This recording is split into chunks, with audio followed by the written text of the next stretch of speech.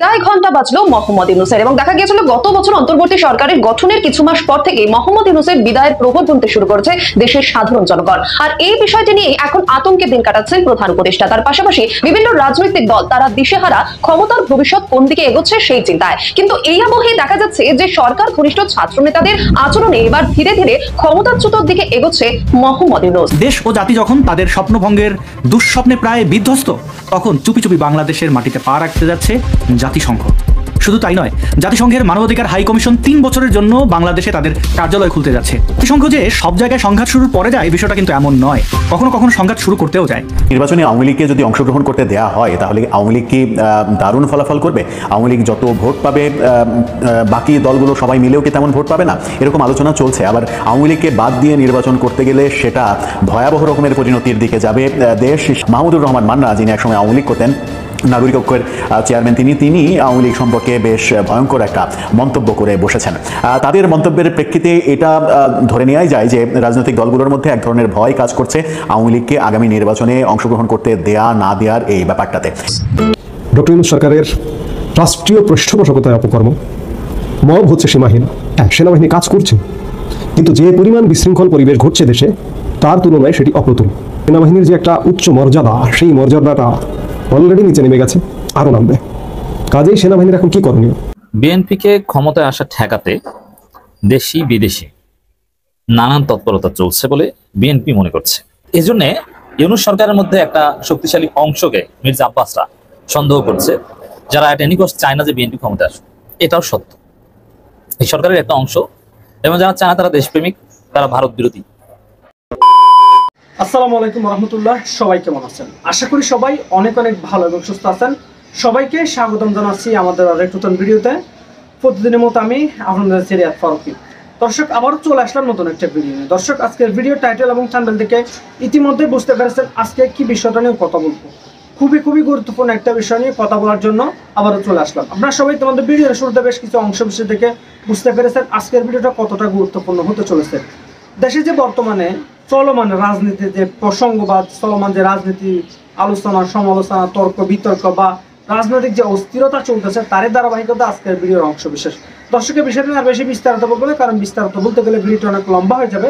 তা আমরা সংক্ষেপে করে আপনাকে সরাসরি মূল আলোচনা নিয়ে যাচ্ছি। তার আগে আপনাকে ছোট্ট একটি অনুরোধ জানিয়ে রাখতে চাই, যারা আমাদের চ্যানেলটিতে এখনো নতুন আছেন, প্লিজ দয়া করে আমাদের চ্যানেল সাবস্ক্রাইব করে পরবর্তী আপডেট সবার আগে পেতে অবশ্যই আমাদের চ্যানেল সাবস্ক্রাইব করে পাশে থাকা বেল বাটনটি অন করে রাখতে ভুলবেন না। দর্শক, আর বেশি কথা না বলে আমরা ধারাবাহিকভাবে একটা ভিডিও। আওয়ামী লীগকে যদি অংশগ্রহণ করতে দেওয়া হয়, তাহলে আওয়ামী লীগ কি দারুণ ফলাফল করবে? আওয়ামী লীগ যত ভোট পাবে, বাকি দলগুলো সবাই মিলেও কি তেমন ভোট পাবে না? এরকম আলোচনা চলছে। আবার আওয়ামী লীগকে বাদ দিয়ে নির্বাচন করতে গেলে সেটা ভয়াবহ রকমের পরিণতির দিকে যাবে দেশ, সেই আলোচনাও চলছে। বিএনপি নেত্রী রুমিন ফারহানা আওয়ামী লীগের ভোটে অংশগ্রহণ করতে দেওয়া উচিত কি উচিত না, সেই ব্যাপারে একটা টক শোতে এই কথাগুলো বলেছেন। সাথে প্রশ্ন করেই বসেছেন যে আওয়ামী লীগকে বাদ দিয়ে নির্বাচন কি কেউ মানবে? আওয়ামী লীগকে বাদ দিয়ে যদি নির্বাচন করা হয়, দেশে বিদেশে সেই নির্বাচন কি গ্রহণযোগ্য হবে? উত্তর তিনি না দিলেও তার এই প্রশ্নের মাধ্যমে তিনি বুঝিয়ে দিয়েছেন যে সেটা কেউ মানবে না, গ্রহণযোগ্য হবে না। এবং উদাহরণ হিসেবে তিনি বলেছেন যে আওয়ামী লীগও তো বিএনপিকে বাদ দিয়ে নির্বাচন করেছিল, সেই নির্বাচন কি ধোপে টিকেছে, কিংবা সেই নির্বাচনের গ্রহণযোগ্যতা কি পেয়েছে তারা আন্তর্জাতিক মহলে? পায়নি, একেবারেই পায়নি। সুতরাং আওয়ামী লীগকে বাদ দিয়ে বাংলাদেশের দুটি, এমন কথা তিনি বলেছেন যে বাংলাদেশের দুটি বড় দল, মুখ্য দল দুটি, এই দুটি দলের কোনো একটিকে বাদ দিয়ে নির্বাচন কখনোই গ্রহণযোগ্য হবে না। তিনি আরেকটা প্রশ্ন করেছেন যে ধরেন আওয়ামী লীগকে বাদ দিয়ে নির্বাচন করলেন, তাহলে বিরোধী দল হবে কে? তিনি সরাসরি বলেননি যে বিএনপি ক্ষমতায় আসবে, কিন্তু বলেছেন যে বিরোধী দল হবে কে। তার মানে হচ্ছে যে বিএনপি ক্ষমতায় আসবে, বিরোধী দল কে হবে? বিরোধী দলে কাদেরকে পাওয়া যাবে, সেই প্রশ্নটাও একটা গুরুত্বপূর্ণ প্রশ্ন। এবং তিনি একথাও বলেছেন যে গণতন্ত্রের সৌন্দর্য বিরোধী দলের মধ্যে নিহিত থাকে। শক্তিশালী বিরোধী দল না হলে সংসদ শক্তিশালী হয় না, সরকার স্বৈরতন্ত্রের দিকে যে যেতে পারে, স্বৈর শাসক হয়ে যেতে পারে, তার উদাহরণ সাম্প্রতিক সময়ে আমরা পেয়েছি। তিনি এটা বলেছেন যে এর আগের রাজনীতিতে একটা ব্যালেন্স ছিল আওয়ামী লীগ এবং বিএনপি ডানপন্থী দল, আওয়ামী লীগ বামপন্থী ঘরানার। ডান এবং বামের এই যে দুটি ঘরানা, দুটি সংমিশ্রণ, এই দুটির মাধ্যমে বাংলাদেশে একজন আরেকজনের বিভিন্ন কার্যক্রম সম্পর্কে সমালোচনা করে, প্রতিবাদ করে, এটাই গণতন্ত্রের সৌন্দর্য। কিন্তু আওয়ামী লীগকে বাদ দিয়ে যদি আপনি সংসদ গঠন করেন, তাহলে সরকারে ডানপন্থী থাকবে, বিরোধী দলেও হয় ডানপন্থী থাকবে, না হলে উগ্র ডানপন্থী থাকবে, যারা উগ্র সাম্প্রদায়িক রাজনীতি করতে চায়, ডানপন্থা রাজনীতি করতে চায়, এরকম রাজনীতির লোকজনই থাকবে। তার মানে হচ্ছে যে সরকারেও ডানপন্থী, বিরোধী দলেও ডানপন্থী কিংবা উগ্র ডানপন্থী, এতে দেশের জন্য খুব একটা মঙ্গল হবে না এমন মন্তব্য তিনি করেছেন।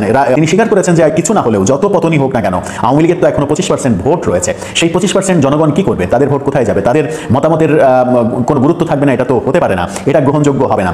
রুমিন ফারহানা যখন নিজে বললেন, বিএনপি নেত্রী রুমিন ফারহানা যখন নিজেই বলছেন যে অন্তত 25% জনগণের সমর্থন এখনো আওয়ামী লীগের রয়েছে, তখন বাস্তবতা কি? বাস্তবতা হচ্ছে যে গ্রহণযোগ্য যে জরিপ সেটা দিয়ে বলা যায় যে যদি খুব কমও হয় তাহলেও আওয়ামী লীগের ভোটার মানে স্টক যে ভোটার সেই ভোটারের সংখ্যা 30 থেকে 35%।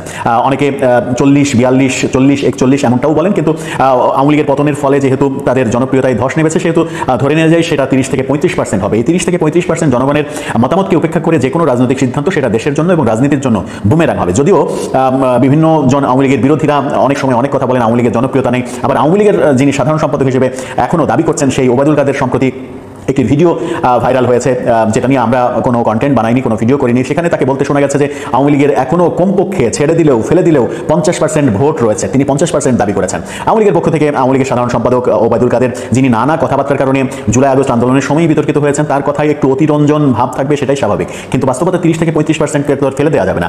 সংস্কারের পরিবর্তে সরকারের প্রকাশ্য সমর্থনে দেশে জারি হলো মবক্রেসি। মবতন্ত্র কায়েমের ফলে ইতিমধ্যে দুর্বল হওয়া রাষ্ট্রীয় প্রতিষ্ঠানগুলো ইউনূসের আমলে এসে আরো দুর্বল হয়েছে এবং ধকল সইতে না পেরে মাত্র 10 মাসের শাসনে প্রতিষ্ঠানগুলো পুরোপুরি অচল হয়েছে। দেশের চিরাচরিত সমাজ ব্যবস্থা ভেঙে পড়েছে, অর্থনীতির কঙ্কাল বেরিয়ে এসেছে। শিক্ষা, শান্তি, সামাজিক নিরাপত্তা সহ সব ধরনের আন্তর্জাতিক সূচকে বাংলাদেশের চরম অবনতি হয়েছে। এক কথায় মানুষের স্বপ্নভঙ্গ হয়েছে। দেশ ও জাতি যখন তাদের স্বপ্নভঙ্গের দুঃস্বপ্নে প্রায় বিধ্বস্ত, তখন চুপি চুপি বাংলাদেশের মাটিতে পা রাখতে যাচ্ছে জাতিসংঘ। শুধু তাই নয়, জাতিসংঘের মানবাধিকার হাই কমিশন 3 বছরের জন্য বাংলাদেশে তাদের কার্যালয় খুলতে যাচ্ছে। তারপর কি হবে? ভালো নাকি মন্দ? শান্তি নাকি সংঘাত? মানবাধিকার নাকি গৃহযুদ্ধ? মনে করুন আপনার বাসায় আগুন লেগেছে, আপনি 999 ফোন করলেন, কিন্তু না আসছে পুলিশ, না আসছে ফায়ার সার্ভিস। কিছুক্ষণ পর দেখলেন সেখানে জাতিসংঘ এসে হাজির। আচমকা জাতিসংঘকে দেখে আপনি হয়তো বিভ্রান্ত হলেন, হয়তো বিহব্বল হলেন, ভাবলেন জাতিসংঘ কেন এসেছে, সে কিভাবে আগুন নেভাবে? আপনার ভাবনার রেশ কাটতে না কাটতেই হঠাৎ দেখলেন মহল্লার কিছু লোক সেখানে মারামারি শুরু করে দিয়েছে। একদম জাতিসংঘের সামনেই মারামারি চলছে পুরা দমে। তারপর দেখলেন আরো কিছু লোক সেখানে মারামারিতে জড়িয়ে পড়েছে, তারপর আরো কিছু লোক। এভাবে এক পর্যায়ে পুরো মহল্লা 2 ভাগে ভাগ হয়ে শুরু করে বিভৎস এক দাঙ্গা। কিন্তু জাতিসংঘ কোথায়? জাতিসংঘ আছে, সে দাঙ্গাবাজদের লেবুর শরবত খাওয়াচ্ছে, সেদ্ধ ডিম খাওয়াচ্ছে, তারপর ঘামটা মুছে আবার মারামারিতে পাঠাচ্ছে। এদিকে আপনার বাড়ি পুড়ে ছাই, সেদিকে কারোর কোনো খেয়াল বা ভ্রুক্ষেপ নেই। পৃথিবী জুড়ে সংঘাতময় দেশগুলোতে জাতিসংঘের ভূমিকা সামারাইজ করলে আপনি যেটা পাবেন সেটা অনেকটা এরকমই। ফিলিস্তিন, সিরিয়া, সুদান, ইয়েমেন, ইউক্রেন সহ জাতিসংঘের স্ট্যান্ড অ্যালোন অফিস আছে মাত্র 18টি দেশে। এসব দেশের কোনোটিতে গৃহযুদ্ধ চলছে, কোনোটিতে যুদ্ধ, আবার কোথাও চলছে সরকারি দমনপীড়ন, কোথাও বা সন্ত্রাস ও রাহাজানি। অর্থাৎ সবগুলো দেশেই মানবাধিকারের চরম সংকট চলছে। এমনটাই তো হওয়ার কথা, তাই না? মানবাধিকারের সংকট না থাকলে জাতিসংঘ কেন মানবাধিকার অফিস খুলবে? খুবই ন্যায্য কথা। কিন্তু সংঘ যে সব জায়গায় সংঘাত শুরুর পরে যায়, বিষয়টা কিন্তু এমন নয়। কখনো কখনো সংঘাত শুরু করতেও যায়। জাতিসংঘ বাংলাদেশে মানবাধিকার অফিস খুলে যদি সত্যি সত্যি নাগরিকের অধিকার নিশ্চিত করতে চায়, তাহলে আমাদের আনন্দের সীমা থাকবে না। কিন্তু সমস্যা হচ্ছে এই সংস্থাটি পৃথিবীর কোথাও শান্তি স্থাপন করেছে এমন নজির খুঁজে পাওয়া বেশ কষ্টসাধ্য। কারণ জাতিসংঘ কোথাও গেলে একা যায় না, সাথে করে সংঘাত নিয়ে যায়, যুদ্ধ নিয়ে যায়, মৃত্যু আর ধ্বংস নিয়ে যায়, এবং এক পর্যায়ে হয় জনরোষের মুখে পড়ে সেখান থেকে চলে যায়, অথবা মাঠ পর্যায়ের কর্মীদের প্রাণহানির পর একটা বিবৃতি দিয়ে সেখান থেকে পালিয়ে যায়। তারপর শান্তি হোক অথবা অশান্তি হোক, সেটা স্থানীয় জনগণকেই কাঁধে নিয়ে বয়ে বেড়াতে হয়। এখন প্রশ্ন হচ্ছে, বাংলাদেশে জাতিসংঘের মানবাধিকার কার্যালয় খোলার পর এখানে কি হতে পারে, ভালো কি হতে পারে সেটা নিশ্চয়ই জাতিসংঘ আর সরকার বলবে। আমরা বরং আশঙ্কার কথাগুলোই বলি। OSCHR এর উপস্থিতি আন্তর্জাতিক নজরদারি বাড়াতে পারে, যা সরকারের উপর চাপ সৃষ্টি করবে। কথায় কথায় বিদেশি হস্তক্ষেপ আর নিষেধাজ্ঞার হুমকি আসবে। দাতা গোষ্ঠীগুলো বাংলাদেশকে আর্থিক সহায়তা ও ঋণ প্রদানে নিরুৎসাহিত হবে। তাছাড়া বাংলাদেশ যদি সামাজিক নিরাপত্তা সহ আরো কিছু সূচকে পিছিয়ে পড়ে, তাহলে এসব প্রতিষ্ঠান চাইলেও ঋণ দিতে পারবে না। বাংলাদেশে পুরোপুরি পশ্চিমা প্রেসক্রিপশন চলতে হবে, অথচ বাংলাদেশে একেবারে নিজস্ব অসুখগুলো এই প্রেসক্রিপশনে ভালো হবে না, উল্টো নতুন নতুন অসুখ তৈরি করবে। সরকারের পক্ষে সামরিক ও মৌলবাদীদের শক্ত অবস্থানের কারণে গণতান্ত্রিক অধিকার হরণ, প্রতিবাদ দমন, সাংবাদিক নির্যাতনের মতো ঘটনা আরো বেড়ে যেতে পারে। জাতিসংঘ যখন এসব নিয়ে ব্যস্ত থাকবে, তখন রাষ্ট্রীয় ব্যবস্থার বড় ধরনের পরিবর্তন নিয়ে আসবে সরকার। যেমন সংবিধান পরিবর্তন কিংবা বাতিল করা, দেশের নাম, এমনকি জাতীয় পতাকাও পাল্টে যেতে পারে। মানুষ রাস্তায় নামতে চাইবে না, কারণ জাতিসংঘের প্রতি তাদের একটা নির্ভরতা তৈরি হবে। অথচ জাতিসংঘ কোনো কিছুই প্রতিরোধ করবে না, এমনকি সংখ্যালঘু ও রাজনৈতিক বিরোধীদের উপর সম্ভাব্য গণহত্যা ও জাতিগত নিধনের পরিকল্পনাও নয়। জাতিসংঘ কেবল রিপোর্ট লিখবে এবং প্রচার করবে, যা আন্তর্জাতিক অঙ্গনে বাংলাদেশকে একটা ব্যর্থ রাষ্ট্র হিসেবে প্রতিষ্ঠা করবে। এছাড়া এটি সার্বভৌমত্বের ক্ষতি এবং বিদেশি হস্তক্ষেপের আশঙ্কা তৈরি করতে পারে, বিশেষ করে যখন দেশটি আঞ্চলিক শক্তির প্রভাবে মাঝে দাঁড়িয়ে আছে। আগেই বলেছি, জাতিসংঘের তথ্য পাচারের যে স্বভাব সেটি রয়েছে, তারা কিছু তথ্য ভারতকে দেবে, কিছু চায়নাকে, আবার কিছু তথ্য যুক্তরাষ্ট্রকে। এমনকি মায়ানমার বা পাকিস্তানের মতো দেশগুলো কিংবা আরাকান আর্মির মতো নন স্টেট অ্যাক্টরদের কাছেও এই তথ্য শেয়ার করতে পারে তারা। বাংলাদেশের ভৌগোলিক গুরুত্ব এবং এর সাথে ভারত, চীন, পাকিস্তান এবং মার্কিন যুক্তরাষ্ট্রের সম্পর্ক বিবেচনা করে OSCHR এর কার্যালয় হয়ে উঠতে পারে প্রক্সি ওয়ারের কন্ট্রোল রুম। ধর্মীয় চরমপন্থা এবং জিহাদি গোষ্ঠীর শক্তি বৃদ্ধির পটভূমিতে বাংলাদেশ মূলত ধ্বংসের দিকে এগিয়ে যাবে, কারণ বিদেশি শক্তির হয়ে প্রক্সি ওয়ার চালিয়ে যাওয়ার জন্য পর্যাপ্ত জঙ্গি জিহাদি সংগঠন বাংলাদেশে রয়েছে। ফলে গৃহযুদ্ধ অনিবার্য হয়ে উঠবে, কারণ ততদিনে সাম্প্রদায়িক গোষ্ঠী তথা স্বাধীনতা বিরোধী শক্তি সহনশীলতার প্রতিটি সীমা লঙ্ঘন করবে এবং মুক্তিযুদ্ধের পক্ষের শক্তি তা মেনে নেবে না। ফলে সারা দেশে আগুন লেগে যাবে, আর এই আগুন থেকে বেরোনোর একটি পথই খোলা থাকবে, আর সেটি হলো গৃহযুদ্ধ। তবে সবচেয়ে বড় কথা হলো, বাংলাদেশে OSCHR এর কার্যালয় স্থাপনের মাধ্যমে এটি প্রমাণিত হয় যে বাংলাদেশের পরিস্থিতি সিরিয়া, সুদান, ইউক্রেন, ফিলিস্তিন কিংবা ইয়েমেনের মতোই ভয়াবহ।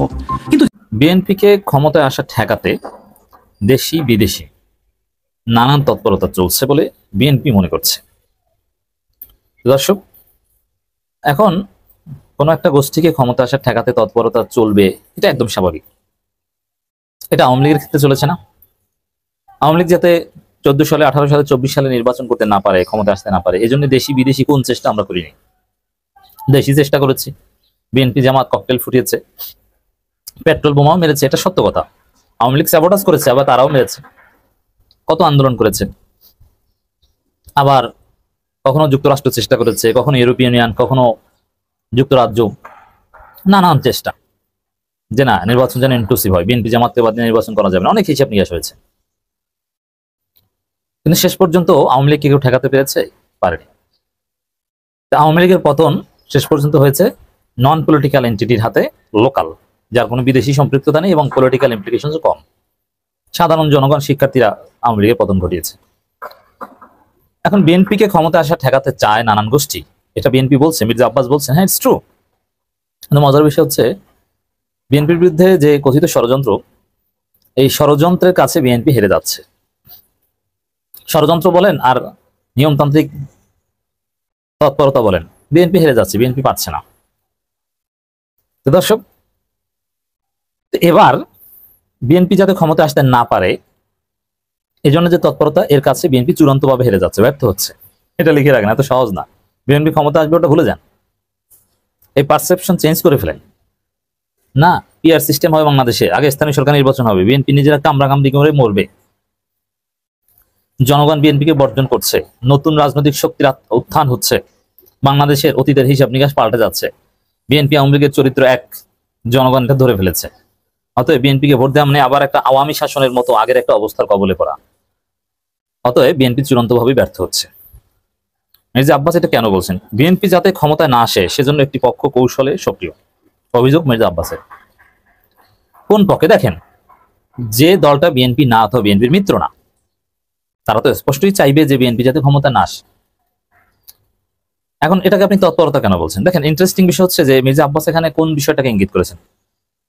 যদিও পৃথিবীতে যত ভালো কাজ সবগুলোই বিএনপির বিপক্ষে যাবে এবং সবগুলোকেই বিএনপি ক্ষতিকর মনে করবে, কিন্তু স্পেসিফিক মির্জা আব্বাস মূলত ইসলামী আন্দোলন বাংলাদেশ বা চরমনায়ের যে মহাসমাবেশ, ওইটাকে মিন করেছেন যে ওটা হচ্ছে বিএনপি যাতে ক্ষমতায় আসতে না পারে সেজন্য ষড়যন্ত্র। আচ্ছা, একটা মহাসমাবেশ হচ্ছে প্রকাশ্যে, একটা গণতান্ত্রিক কর্মসূচি ঘোষণা দিয়ে নেতাদের বক্তব্য ওখানে স্পষ্ট লাইভ দেখানো হয়েছে, বিএনপি জানতে পেরেছে, তাহলে সেটা ষড়যন্ত্র কিভাবে? ষড়যন্ত্র হচ্ছে যেটা গোপনে হয়। ওপেন গণতান্ত্রিক রাজনৈতিক কর্মসূচি যার মাধ্যমে সরাসরি প্রকাশ্যে বিএনপির বিরোধিতা করা হচ্ছে, এটা ষড়যন্ত্র না, এটা হচ্ছে তৎপরতা। হ্যাঁ, এটাই তৎপরতা যাতে বিএনপি ক্ষমতায় আসতে পারে। আমি অনেকবার বলেছি যে চরমনায়ের যে মহাসমাবেশ এটা বিএনপির বিরুদ্ধে। আর এখন যে পিআর সিস্টেম, এটাও একটা মার্কিং। মূলত পিআর সিস্টেমের পক্ষে যারা, তারা বিএনপি বিরুদ্ধে, পিআর সিস্টেমের বিরুদ্ধে যারা, তারা বিএনপির পক্ষে, হিসাব স্পষ্ট, ডিমার্কেশন ক্লিয়ার। তো এই জায়গাটায় হ্যাঁ, পিআর এর পক্ষে আরো বিভিন্ন আন্তর্জাতিক এমনকি লোকাল নানান গোষ্ঠী আছে যারা ইসলামপন্থীদের দেখতেই পারে না, কিন্তু তারা পিআর এর পক্ষে। যেমন সিপিবি টাইপের দলও কিন্তু পিআর এর পক্ষে। হিস্ট্রিক্যালি বাংলাদেশে পিআর চাওয়ার ইতিহাস অনেক পুরনো। সাম্প্রতিককালে পিআর সিস্টেম সামনে এনেছে চরমনাই।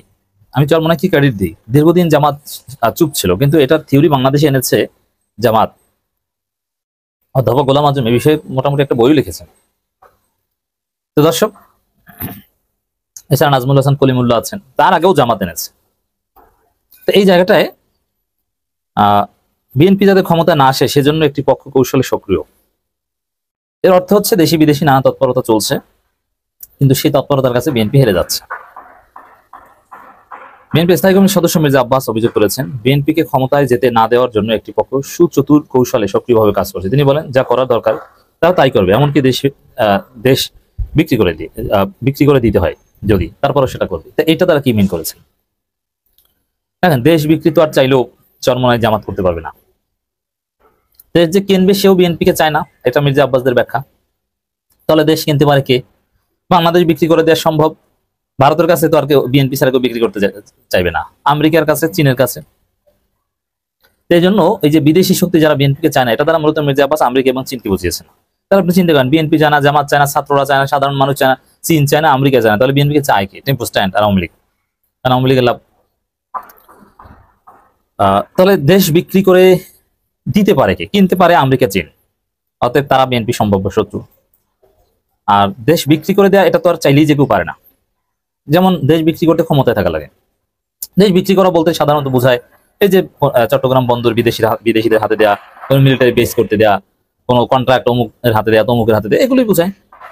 তো এই জায়গায় আরো আছে যেমন বিভিন্ন চুক্তি করা যেগুলো দেশ বিরোধী, কোনো বিদেশি শক্তিকে বিশেষ সুবিধা দেয়া, মানবিক করিডোর দিয়ে তাদের স্ট্র্যাটেজিক পারপাস সার্ভ করা, এগুলোই দেশ বিক্রি। দেশ বিক্রি বলতে এগুলোই বুঝিয়েছে। সাপোজ চট্টগ্রাম বন্দর বিদেশিদের দিয়ে দেওয়া, মানবিক করিডোর দিয়ে দেওয়া, এই দুইটাকেই বিএনপি বলবে দেশ বিক্রি করে দিচ্ছে। অথবা অমুক বন্দর বিদেশিদের দেয়। এখন এগুলো শুধু চীনের কাছে এবং আমেরিকার কাছে দেওয়া সম্ভব, অথবা এই আমেরিকা চীন শত্রু।